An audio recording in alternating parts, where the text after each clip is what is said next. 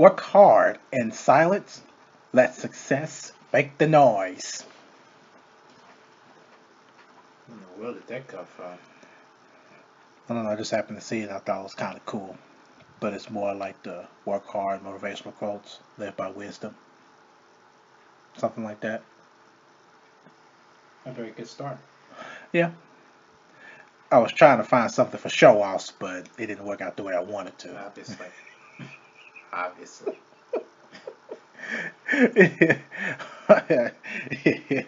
We are on our 12th episode of Double Take Sports Talk. Welcome, welcome, welcome, and welcome. Of course, I'm Durham. Right on the other side of me here is Darren. Of course, he's scarfing down a drink. That is so good. I know it is. What's going on? You feeling all right? Yes, sir. What's good? Nothing much, man. It's always exciting to get another podcast show Absolutely. in. It's always. Always exciting. Always. So, yep. I think we should go ahead and go to work. You ready to go? Let's do this. All right, let's go to work. Normally, we'll start off with news of the NFL. I really don't want to do that because there are some things that are piquing my interest in the NBA right now. Mhm. So I want to go and just jump straight ahead to the headlines in the NBA. By all means, let's hit it. Let's do this.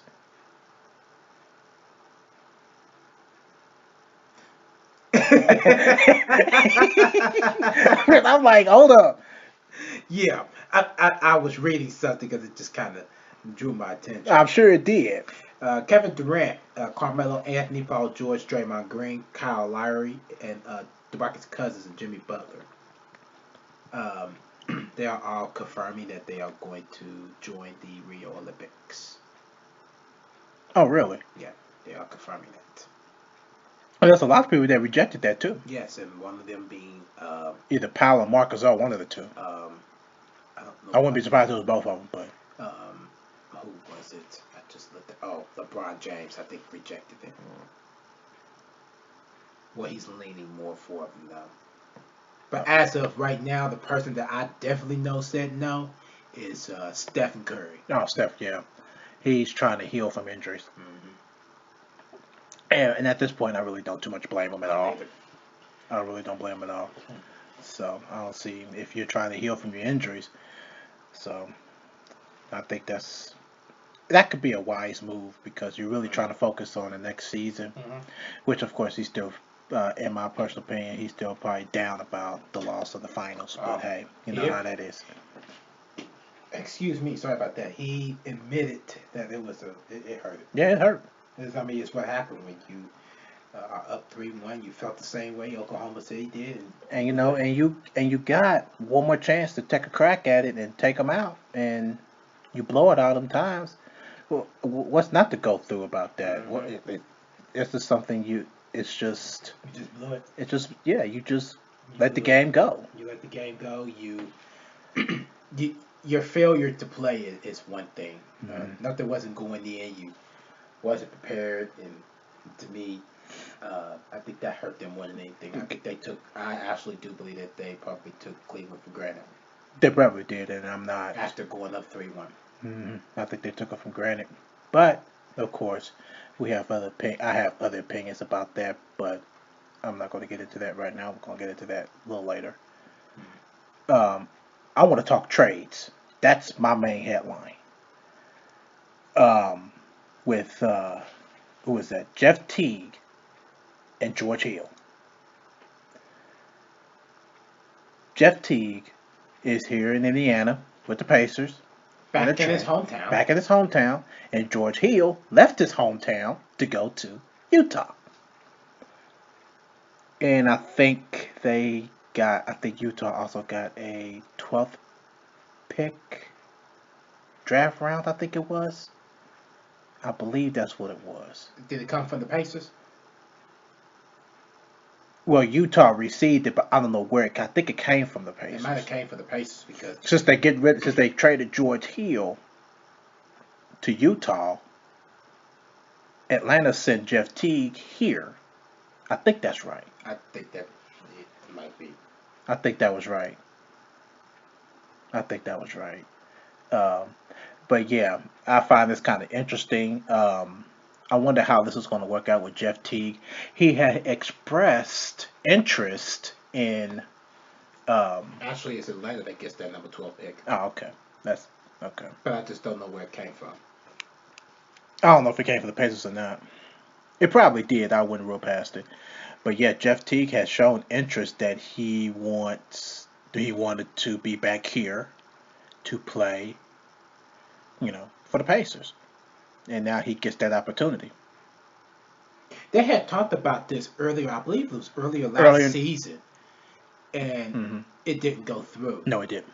And so now they finally actually put it into the works to make it go through. Absolutely, And it actually went through. Yeah. And another thing that caught my attention is that Donnie Wash and Herb Simon are seeking federal protective order against the IRS. Why? For their illegal stuff that they're probably doing? Well, in new court filings with the Pacers group says it's getting caught up in a fight the team and its owners have nothing to do with in Colorado. Really? Mm-hmm. It shows that Brent Simon, I think that's Mel Simon's widow, is trying to recover more than 21 million, which, to be exact, which would be $21,372,328.43 and gift taxes. Right down to the cent. Yep. Jeez. Yep. And gift taxes she was forced to pay the IRS. And according to the government audit, Mel Simon's estate gave his brother Herb money for the Pacers reorganization following his death in 2009. And Brent Simon reportedly approved of the gift and was later deemed responsible for half of the taxes. And so I think the one that's probably representing the group, which is Baker and Daniels, or they might be representing the IRS. I'm not 100% sure, but I just found that very interesting. That's very interesting. Very much so. Then I know some of y'all tuned in for that Cleveland Cavaliers NBA Finals victory parade. Close to 2 million people was at that parade. Close to 2 million. I think it was probably about 1.3 million. Some reports said over 2 million. Some said close to 2 million. Go to show they got their stuff well mixed in together real good. Well, to be honest, it could have been anywhere from 1 million to 2 million, but it could have been one person for all I care. Of course. Coming from you. Yeah. Of course. I'm just saying.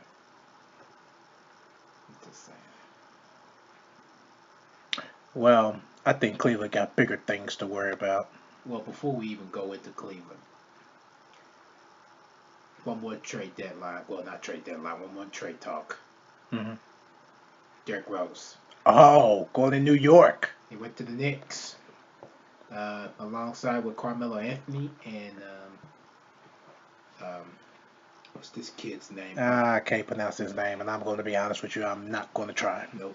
We got Robin Lopez with them, along with Jose Calderon and all of them. No, wait. I'm sorry. They sent Robin Lopez, Jose Calderon, and Jaron Grant to the Bulls as a part of that deal for Derrick Rose. Well, this is another works for the mastermind of basketball, Philip Jackson. So this is going to be interesting how this works. And Derrick Rose, he's been battling knee injury, so how this going to work out? Why did Phil Jackson do something like that? Because he's confident he can get him better.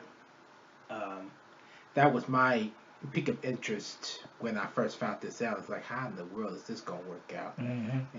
Considering that his knee, you just have to probably sit down and realize that his knee injury never was real. Like I've been trying to express for the longest. Yeah. Mm-hmm. I have been trying to express that for the longest. This man next to me didn't want to believe me. I sure didn't. Didn't want to believe me. Nope. I had to sit down and realize that it is fake. Ain't real. I don't think it because he was having gambling problems, Hmm. from what I've known. Yeah. So a lot of people put little mimics out talking about that he's out for the rest of the season because he was trying to pack to go to New York and tour his ACL. What? Are There's you kidding me? there's mimics out there saying breaking news that Derrick Rose tore his ACL trying to pack to go to New York. They got jokes. That's the whole purpose of it. They got jokes. That's the whole purpose of the jokes. There are mimics out there, or there's mimics everywhere. And I find it funny because I think right after he had tore his ACL and he had surgery on it, I had happened to see him, and I'm quite sure everybody else has too. I happened to see him. They showed, Derrick Rose working out and stuff like that, trying to get his knee together. Well, his first one I think was real. Well, his first one was real. But then when he started to recover, this was right after recovery the first time. When he tried to recover the first time, man, I ain't never seen a dude sprint from one side of the court to the other. I mean, he sprinted. Like nothing was never wrong with his knee. What did I tell you? When his first surgery came, he was recovered. He was fully recovered, in my personal opinion. And so that led you to believe That led me to believe that he was having some kind of problems, but then coming to find problems. yeah, personal problems. Coming to find out, gambling. It was gambling. I believe it was gambling. Well, of course, that can always be rumored, but I try not to always get caught up in that. But sometimes you just got to see what you see and go just with gotta it. go with the flow. Yeah. Just gotta go with the flow of it. I so totally agree on that. But yeah, as I was saying, with Cleveland having other problems, they need to deal with other problems. And that is Your boy Johnny Manziel. what about him? He's in trouble again. Don't surprise me. Tell me something that's new. Hit and run. I didn't even know nothing about that. Yeah, hit and run. That happened, I believe, yesterday. But the good thing about that was that he reported it. Still not good because he's still in trouble. Drinking? Maybe. He, I not ruling past that. It could be drinking. It could be anything. It could be drugs. It could be anything. But then I also found funny, of course, with depressing moods, with of course with Johnny Manziel, and he just can't stay away from the law. Looking at the season of the Carolina Panthers and the Golden State Warriors, um, the Panthers has expressed. I'm not going to say condolences because that sounds very depressing. They feel them, They understand where they're coming from. I mean, look at the Panthers. They finished the season 15-1 and lost in the Super Bowl. You look at the 2007 Patriots. They finished the season 16-0, lost in the Super Bowl. And then the Golden State Warriors, they finished 73-9.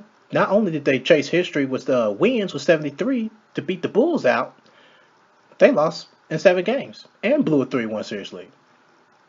The New England Patriots and the Golden State Warriors are the only two teams in the entire sports world lost a major championship game after setting league records. Mm-hmm. Them are the only two teams that have done that. Yep. And that really puts more depression on the depression cake because of the fact that you set season records, and for you to go down the way I did, in the championship rounds, it's just not. It just don't fit well. And Scottie Pippen replied like, "Hey, we're living on."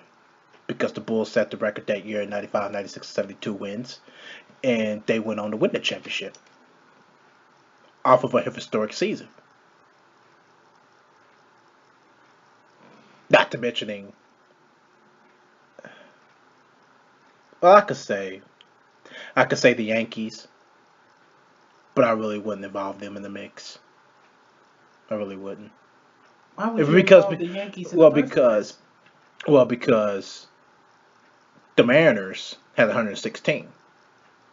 and the Yankees had 114. Mm. But of course, they still won the World Series. But the Mariners didn't. They lost in the championship round, the AL championship game. So that's pretty interesting to point out. Um, but yeah, we'll definitely see how Golden State will respond this season. Well, this upcoming season, they take the summer off. See how they reply to it. See how and what they need to do to get themselves together. Of course, they lost a couple of additions with Luke Walton going to L.A. He is head coach of L.A., which I don't approve of that, but that's not my show. He went to L.A. Luke Walton, yes. I think it would be better. I think he would do better than Byron Scott, but I just don't think he's going to get any better. But he has an opportunity to show how he is as a coach. This is a perfect opportunity to see how well of a coach he really is. Yeah, I don't know. I can't see it. I cannot see Luke Walton in any way whatsoever being able to get this Laker team together. You got Kobe Bryant, he retired. And then you still got drama with the whole D'Angelo Williams thing and was it Nick Young? I think it was. Yeah. I don't know. We'll see how. They're just a young team that just needs to get themselves together, get their heads in the game. And like I said, this is the perfect opportunity that we get to see out of Luke Walton that we did not really get to see out of Steve Kerr. Okay, so what do you think about? So what do you think about this move with the Lakers picking up Luke Walton? What do you think about that? They'll improve, but they won't be a playoff team.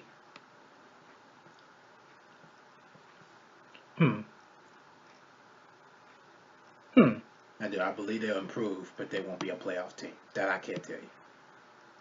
Oh, they'll do better than the 16 wins that they have, or 19 wins? They'll have probably about 20 or 30, but they're not going to be a playoff team. Very interesting. That's very interesting. In the meantime, what do you think about the Jeff Teague George Hill trade? Was that a good move on their behalf to do that? Jeff Teague, I'm gonna tell you something. Jeff Teague has really proven what player that he is, and he has really shown the ability to win games, take teams to a playoff, be a team player. So I think this is a pretty good move. And I felt that with them getting rid of George Hill, I thought that was, I thought it was a better decision to part ways with him, send him to Utah. The problem with that is I think he was put in a very bad position. He was, and I feel right now that George Hill should have never have left Indiana. He never really should have been a point guard in the beginning. Exactly. Not a starting point guard anyway. He should have been a shooting guard, just like how he is, and been done with it. And picked up a natural point guard like they just now doing in Jeff Teague. I agree definitely. Because it just don't make sense on how you want to take somebody out. We've been preaching this before, Darren, on how you just take somebody naturally out of their position. And I felt that if George Hill wasn't very comfortable with that, I felt he should have said something about it. I agree. He should have said something about it. Look, if y'all had paid attention to me in San Antonio, look at what I did in San Antonio. Pull up Jay, stop and pop. That's the kind of player I am. I'm not a player that brings the ball up court. I'm not a point guard. And y'all taking me out of my natural position because y'all felt that y'all seen some potential in me, but that's not potential in me. See, I'm not a natural point guard. I'm not a natural point guard. And I'm not a natural shooting guard. I cannot walk the ball up court. I have absolutely no dribble moves like that. I could do the basics of bouncing the ball, and that's it. I can't be doing all that. I'm more of a shooter. That's just how I am. You're the one that goes off the screens, just like George Hill. Come off the screen, get it, pop and shoot. George Hill has the ability to drive to the basket, draw contact, get your layups, and stuff like that. He has that ability, but he don't have that ability to be that natural point guard. Now it's going to be interesting how what Utah is going to do with George Hill. I hope they put him in his natural position to prove a point. Me too. They got a point guard. Utah's got a point guard. Dante Exum. Yeah, they got a point guard. So, I mean, and I feel George Hill shouldn't be no backup, but No, whatever they got to do, I mean, by all means, do it. But, do it. You know, I would prefer that George Hill would have stayed. I mean, he as a point guard is not good, but if they was going to keep him in the point guard position, it probably was the right thing to go ahead and part ways with him. But Right. he shouldn't have been a point guard in the first place. No. Because you just made him look bad, but at least somebody else could see more potential in him than what the Indiana Pacers has shown him. Absolutely. Yeah. I mean, they just really didn't care, and you already know. This is the Bird thing. Yeah, it's always the Bird. It's a Bird thing. You know, a lot of people think that it's all about the coaches and players to go out and make these type of decisions based on what to run. I'm like, no, there are some people that actually goes out there and does a little bit more than that. Exactly. Larry Bird per se. His position is just to help with the team get who they need and not actually tell the coach what to run. Boy, how fun is that going to be? I feel for Nate. I do too. I feel for him. I feel for him. Because he ain't going to have a job if he ain't won a championship by the time his third year come around. I don't think it's going to happen. No. As long as Larry Bird keep doing what he's doing. Yeah. But I also want to bring something up to you, of course. Me and Darren are we're baseball fans, but when it comes down to the rivals of our teams, this is the most important piece of our, of baseball. Of course, the Cubs and Cardinals slapped at it yesterday, and the Cardinals won, unfortunately. Do I like that? No. Do I think the Cubs going to turn around and give them something? Yeah. Always. Because St. Louis can't handle them. Nope. St. Louis can't handle them. Yep, they beat them 7-2 at Wrigley Field. Oh my goodness, they beat them on the road? They beat them on the road. Oh my goodness. That's why I'm not happy about that. They beat them on the road? Beat them on the road.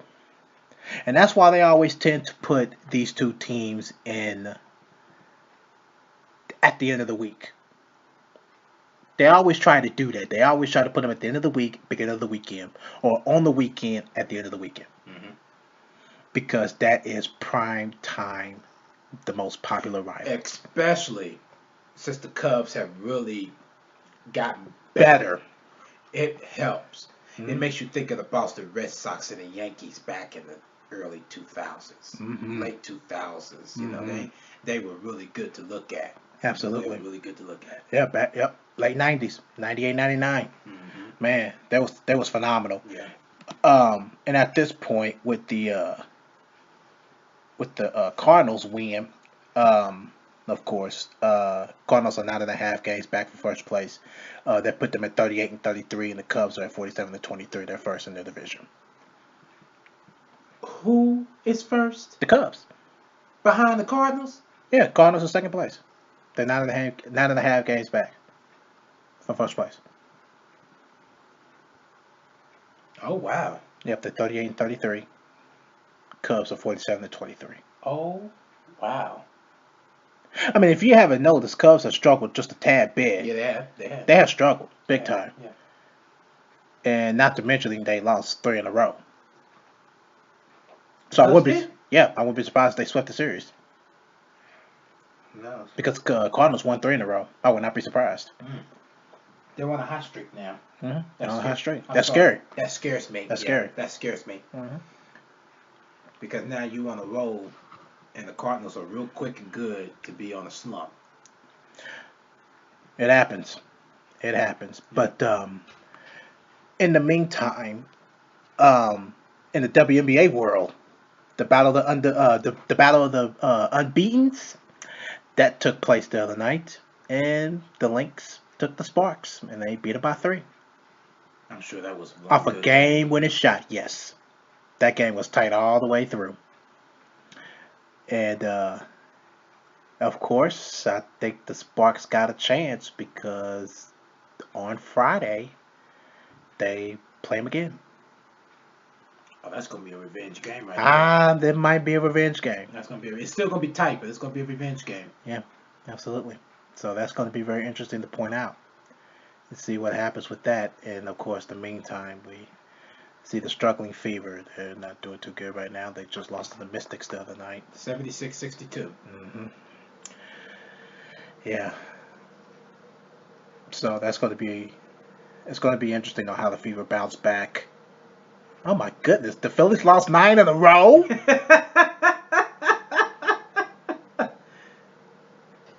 What is this? I'm so 9 in a row. Yeah, 9 in a row, paper. I think I need to flap this top down. And here, but see, with the reason why that the Fever lost, Tamika Catchings did not play too well last night. Well, Stephanie White said they all need to play hard. Yeah, so none of them did. No, you can tell. Look at the score. 62 points. Yeah, look, Tamika Catchings, 10 points. Marissa Coleman, 7 points.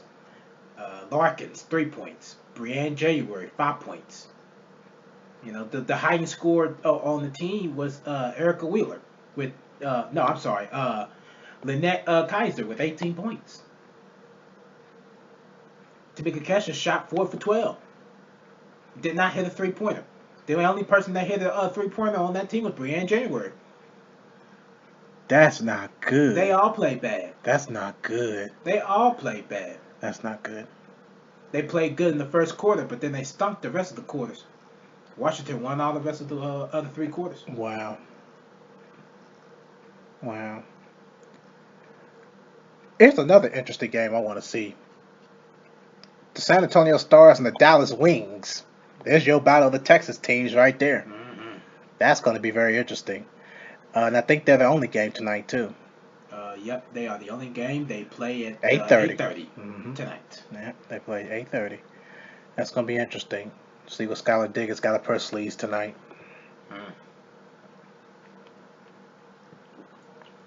Be a very interesting game. Oh yeah, no doubt about it. No doubt about it. And then, like I said, I'm focused. This is going to be circled on my calendar. The Sparks and the Lynx.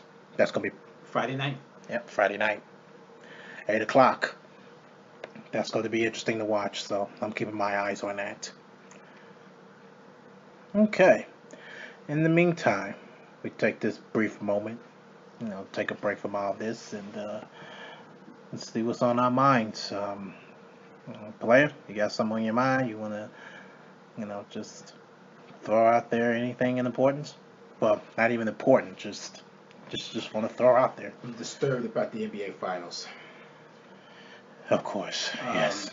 I was sitting there thinking, and then I happened to look at this picture that was so true. It was a mimic again with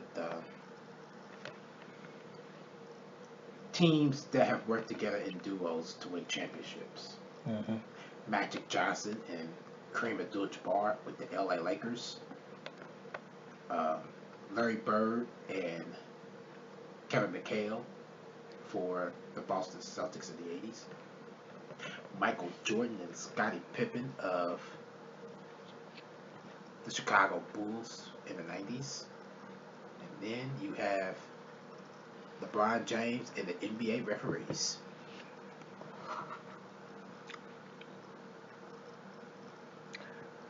Yes. So I guess I shouldn't feel too bad about how I really feel about that. Just that one little push. Mm-hmm. Just that little push.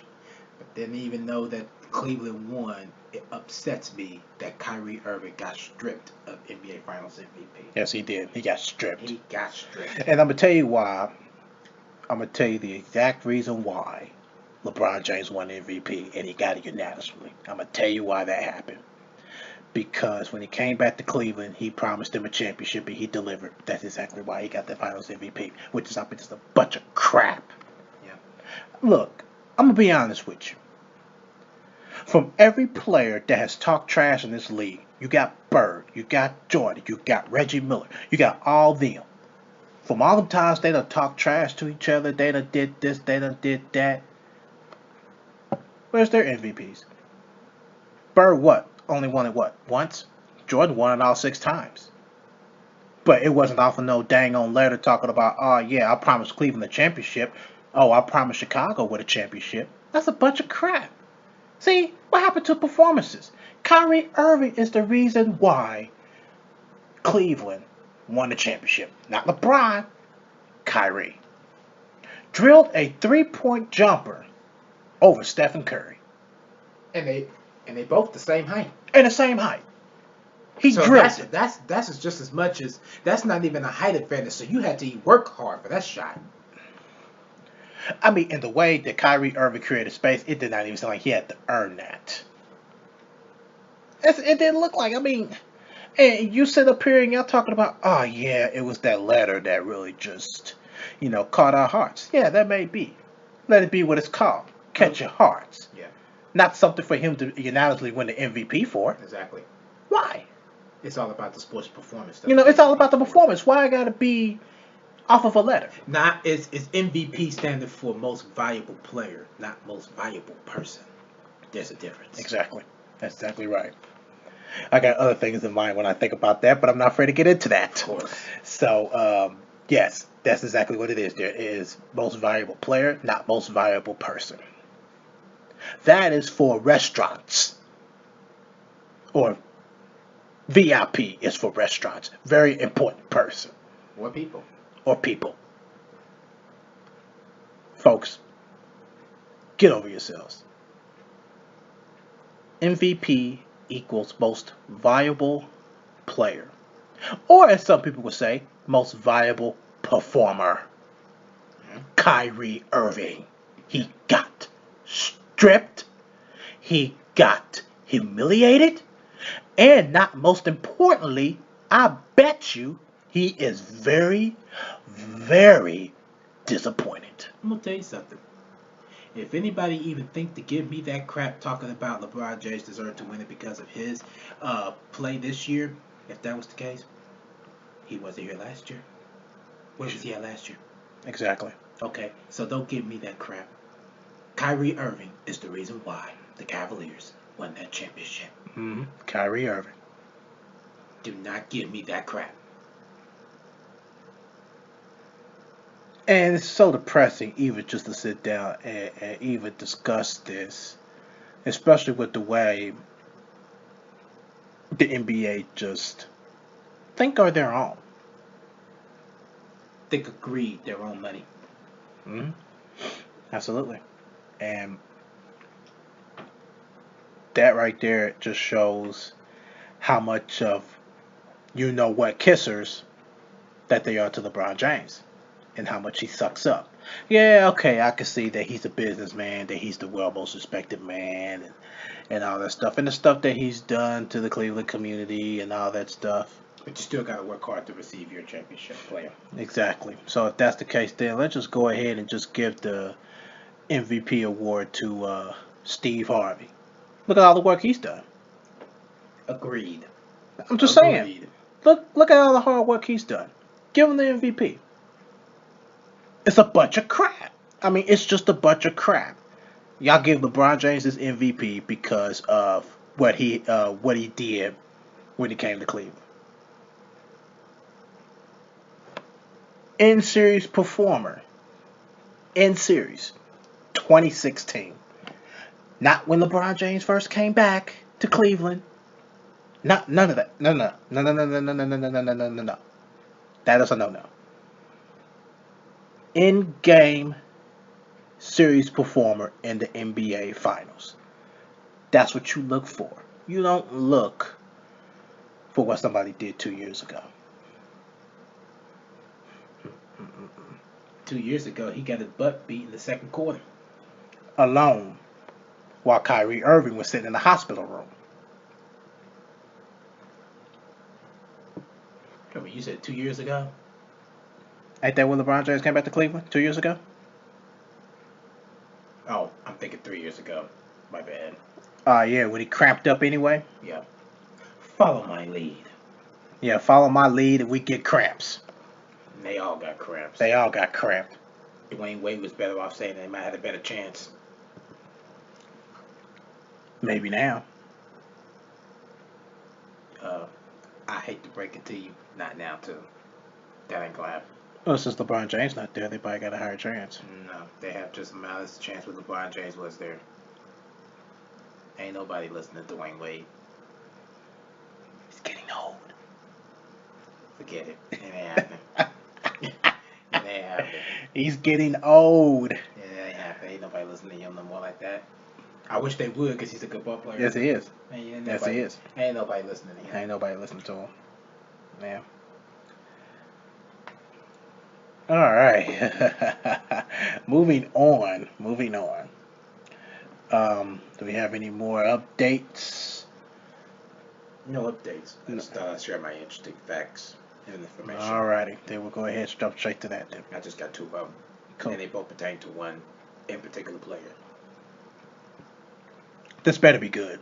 It is. Believe me. I'm not going to let you down. 2 days on the 25th, back in 97, San Antonio select Tim Duncan for Wake Forest in the first round, in the first pick in the 1997 NBA draft at Charlotte Coliseum. My man, Tim Duncan. 2 years later, on that very same date, the San Antonio Spurs defeated the New York Knicks in 5 games to capture the 1999 NBA Finals, thus becoming the first former ABA franchise to win a title in the NBA. Tim Duncan was named the 1999 NBA Finals Most Valuable Player after contributing 27.4 points and 14 rebounds per game in the series. Folks, again, performance, most valuable player, Tim Duncan. That's how you describe a most valuable player. 27.4 points a game and 14 rebounds a game in that series in 5 games. And it only took him 2 years to win that title. 2 years. 2 years. 2 years. Jordan couldn't even do that. The only person he could not do that I could think of right off the top of my head is Magic Johnson. And he did it what? His rookie year? Putting up points that no other rookie could put up in the NBA Finals because they never made it that far. And not to mention him as a center. You want to talk about switching roles. He only had to do that for 1 game. Mm-hmm. And he can play any position he wants. Mm-hmm. Let's be real about that. Yep. Absolutely. He's tall enough. Yeah. He's tall enough to do that ability. Yep. That was very interesting. Yep. There you have it. My man, Tim Duncan. Tim Duncan. Let that man to death. My man, Tim Duncan.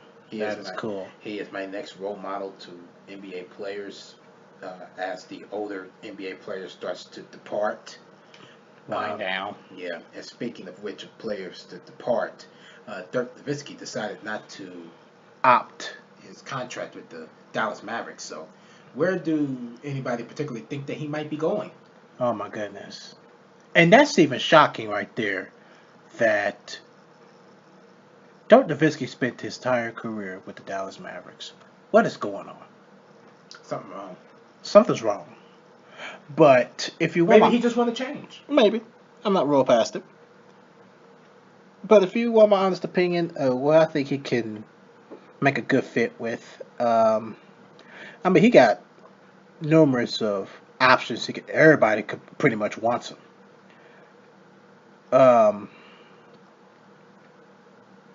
He can go to Portland.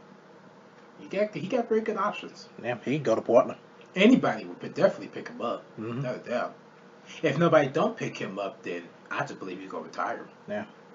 But by him getting older, what the chances of him getting picked up by a team? But he hasn't lost a beat. Dirk Nowitzki hasn't lost a beat. He's still playing like he's 27. Yeah, he hasn't lost a beat. So what is it that y'all not, if y'all can't see this man, any team picking him up? I would see. My thing is that I would love to see the Pacers pick him up, but I don't see that happening. No, plus he's too much money. And he's Bird ain't doing it. And he's too slow.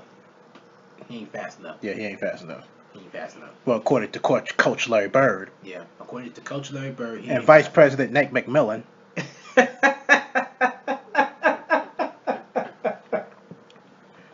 That's it. That sounds good to me. Yeah. That sounds good to me. Yep. Head coach Larry Bird thinks that Dirk Nowitzki is slow. He's a big man, but he's not quick. Sad. Coach Bird wants the team to play big but fast. Coach Bird don't think Dirk Nowitzki can fit the Pacers system. Coach Bird just don't want Dirk Nowitzki. He is too much money. According to Vice President Nate McMillan, Yeah. he's just sitting there with his legs crossed. You can ask for my suggestions Anytime you want. exactly. Sure can. Like in the meantime, I'll just sit here and count my roll of money. Let's see, 100. You just sitting there, 300, 400. I mean, I'm not thinking about the game now. Coach Bird took that over. Yep. So I'll just find myself something valuable to do. I just count my money. Yep. Try to figure out how I'm gonna spend my next money. Dummy. Sad. Just sad. Nate McMillan, I feel sorry for you, baby. Yep, I feel sorry for you. You are not a coach. You are the vice president of basketball operations for the Indiana Pacers. Mm-hmm. And if I was the owner and, what is Donnie Wash, CEO? Something like that. If I was both of them, I would straighten him out about that. Yo, knock it off, fool. I mean, that's serious. That's real talk right there. Why are y'all letting the vice president of basketball operations treat himself like he's a coach? Yeah. Why would you do that? Some things you just gotta let go. And it's just some things you just gotta think about. And when you're not thinking about it, you're just asking for trouble. I got a fact here. It was a fact from the NFL, and I happened to see it on Twitter. This came from NFL on ESPN. They tweeted this yesterday. I wanted to share it today. The Detroit Lions returns 49.8% of their wide receiver snaps from last season, the second lowest percentage in the league. And the first was the Cincinnati Bengals with 45.8%. What does that mean? Don't ask me. I don't know. Well, did you think it was a right move for Detroit to keep Jim Caldwell? No. Why not? He's garbage. I thought he was pretty good. No. What made him so bad? What made him so bad? Yeah, what made him so bad? That his presence is felt. Oh, my goodness. Look. What was their record last year? They was under 500, right? I thought they were 10-6 last year. Were they 10-6? I thought they were. Maybe I'm lying. Maybe you could be. I don't know. That's why I didn't pay too much attention to the Lions. I just feel that Jim Caldwell, he's just not good enough for me. He's not. He's not good at all. They were 7-9. Yeah, there was 2 games below 500. That's better than what coaches have done. Yeah, under the Detroit Lions. Especially not winning none. And what was that? 2008. Yeah. 0-16. I think it was 2008. I think it was 2008. But I thought it was better for them to actually keep Jim Caldwell instead of going searching again. Because now you got to go through a whole nother system again. And I just thought it was better for them to actually keep him and keep giving him a shot until they know that they can't do nothing. Because when you look at Jim Caldwell with the Colts, he started out good under Dungy's boys, 14-2. But look at what happened when Peyton Manning got hurt. And then after that, 10-6. And then after that, 2-14. That was right when Peyton Manning had neck surgery. He was out. But you go 10-6 with Peyton Manning? Derek, that's not good either way. That's my whole point. Look at the differences. With Caldwell, he's won more games with their actual quarterback. A quarterback that they have for quite some time. Okay, so you think that when the Colts went 10-6, and then they dropped freaking almost 8 games or at 8 games the next year. What does that tell you? Really? What does that tell you? When Peyton Manning had neck surgery and it didn't heal the way that it was supposed to, and Jim Caldwell is your coach, what do you think was supposed to happen? Be honest before you think about that. I don't think you got my comparison. I don't think you got my comparison. Let me put it in another way.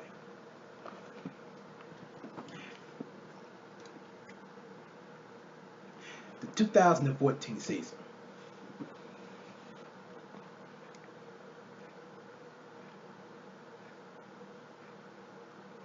They were 11-5. Who was? The Lions. Under Caldwell? Mm-hmm. They were 11-5 under Caldwell. What happened? They must have changed the scheme. They had to. I think they changed the scheme. They had to. Or unless somebody star player got hurt, like Megatron. Did he get hurt? Probably. That's probably the reason. Probably. That's probably the reason. Megatron didn't get injured. They did. Megatron got hurt. That's why he's retiring now, man. These injuries are hurting him. Well, that's just me. I believe they can get back on track. Because although Megatron got injured,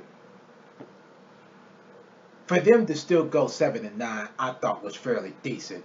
Far more than what he did with the Colts after they went 10-6 the previous year. To go from 10-6 to 2-14, and then you have them going 11-5 and then 7-9 after that. I didn't think that was such a bad formation. Although you had your injuries, you had this, you had that. Just like with the Colts, it was only Peyton that I could really think of that was really big and major. But with Detroit, he won 7 games. The Colts, he only won 2. To me, I think keeping them with Detroit is the best thing to do. So do you think they need a quarterback change? No, they need better receivers. They need receivers. That's what they need. Okay. So with the Quan Bolton trying to get into the mix, what do you think? Good move. Good move? Yep. I agree. Good move. I agree with that. I'm shocked. Yes, I agree with that. Mm. But Caldwell? No, they continue to keep him. I don't think so. I think so. It's just, I don't think. If anything, I feel that if they want to get better within the quarterbacks, put them down to the quarterbacks coach. That's how I feel about that. Bring a coach that has a better philosophy than Jim Caldwell. That's how I feel about it. Yeah. So you mean to tell me that you just do not approve of Jim Caldwell at all? He is one of the underrated coaches. Now, when I say that the Indianapolis coach getting rid of him, I thought that was one of the smartest moves. But now that he's with Detroit, he found something, and he's working on it. To me, is a good sign. I think they're going to do worse than what they did. I don't. I think, in my personal opinion, I think they're going to finish 5-11 this year. I think they're going to finish either 8-8 or 9-7. Nope. 5-11. Chalk it as a loss. Wipe it down, all of you. Detroit Lions, Daryl say 5-11. I say either 8-8 or 9-7. I say 5-11. 5-11. And when they see that 5-11, them owners are not going to be happy. Get rid of them. And when you see that 8-8 or 9-7, you ain't gonna be happy. And I'm still gonna be saying get rid of him. Nope, I'm gonna say keep him. Like that might get him in the playoff. Well, as a matter of fact, let me take that back. No, I would rather not say get rid of him. I'd rather just say put him as a quarterback's coach. That's his better suit. Just saying. I worry about you. I really do. I worry about you and your inability to think. Well, Minnesota better be concerned if Adrian Peterson gets bored with football. That's all I'm saying. It's real easy to do when you can't win a championship. Yeah. It's not the age that he's worried about. It's that. more the ability to win a championship. Well, to perform. He says he will retire if he gets bored if he can't perform. Yeah, he's only going to hurt the team. Well, Peyton Manning said the same thing by himself, and Tom Brady said the same thing by himself. Well, Tom Brady got options. He could cheat.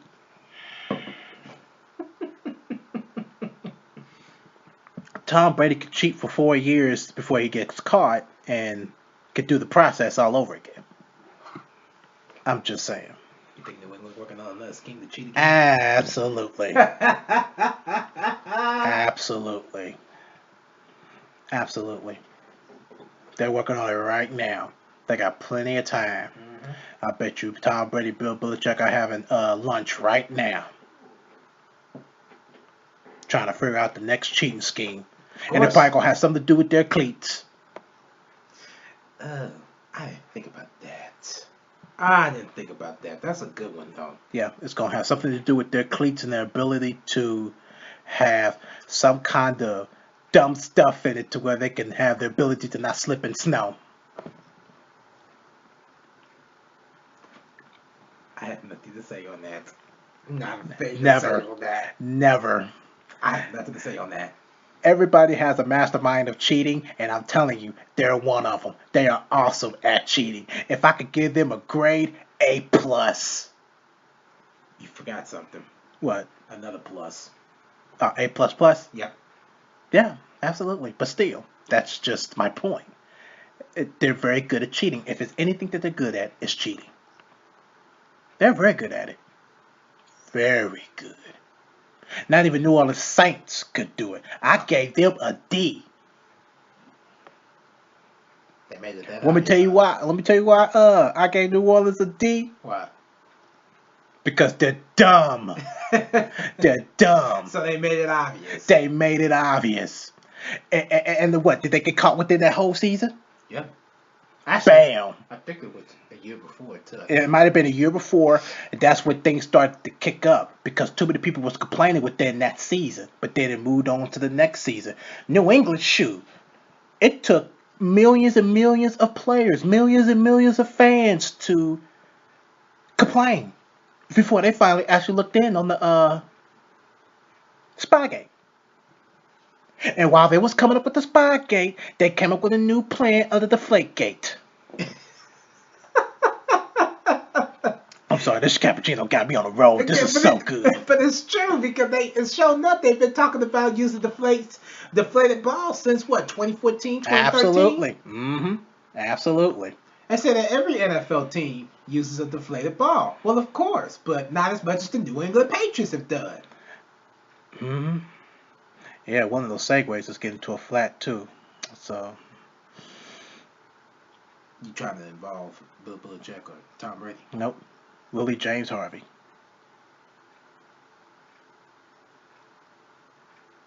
My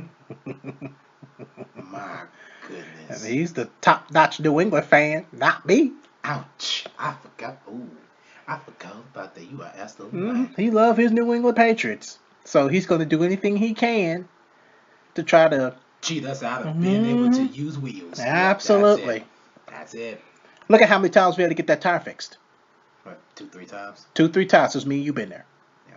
3 times. 2 or 3 times. That's not good. No, it's not. Willie James. All right. Time to wrap this baby up. That is another edition of our Double Take Sports Talk in the NBA Finals edition, even though it didn't feel like it. But yes, that wraps up another edition of our NBA Finals edition. If anything, y'all can follow us on the social media sites. Twitter, Facebook. Yep, Twitter, Facebook, YouTube. Of course, we're still working on them. It's actually pretty fair. Well, up to date now. Yeah, it's okay. So y'all go ahead and follow us on them, and check us out. Just give us the opportunity. Check us out. Other than that, from Darren, I'm Daryl. Catch up with us on another edition Another episode of Double Take Sports Talk. The Watch Brothers are officially gone.